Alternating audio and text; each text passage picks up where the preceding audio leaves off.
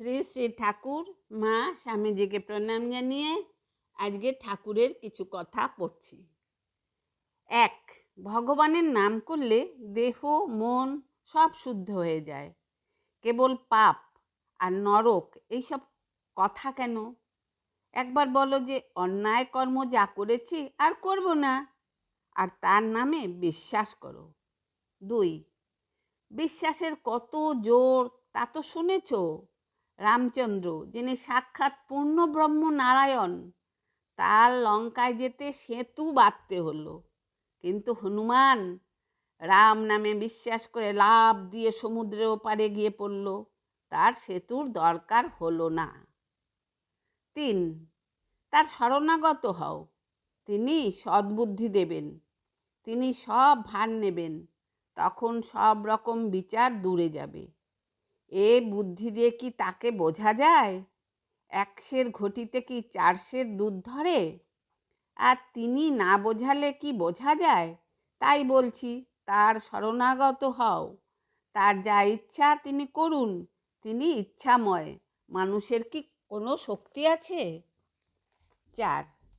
একদিন ঠাকুর শ্রী শ্রী জগদম্বাকে গান শোনাচ্ছিলেন এবং তার দেখা পাওয়ার জন্য নিতান্ত ব্যাকুল হয়ে প্রার্থনা করছিলেন আর কাঁদছিলেন। বলছিলেন, মা, এত যে ডাকছি তার কিছুই কি তুই শুনছিস না? রামপ্রসাদকে দেখা দিয়েছিস, আমাকে কি দেখা দিবি না? মার দেখা না পেয়ে তার হৃদয় অসহ্য যন্ত্রণা হচ্ছিল। যন্ত্রণায় ছটপট করতে করতে তার নজর পড়ে মায়ের ঘরের ওসির দিকে এবং তিনি পাগলের মতো ছুটে গিয়ে জীবন শেষ করার জন্য নিজের গলায় ওসি ধরেন। ঠিক সেই সময় মার অদ্ভুত দর্শন পান ও জ্ঞান হারান। প্রথম দর্শনের সময় তার যখন সামান্য জ্ঞান ফেরে, তখন তিনি কাতর কণ্ঠে মা মা বলে শব্দ উচ্চারণ করছিলেন। প্রথম দর্শনের পর আবার মায়ের দর্শনের জন্য ঠাকুরের প্রাণ কেঁদে উঠত।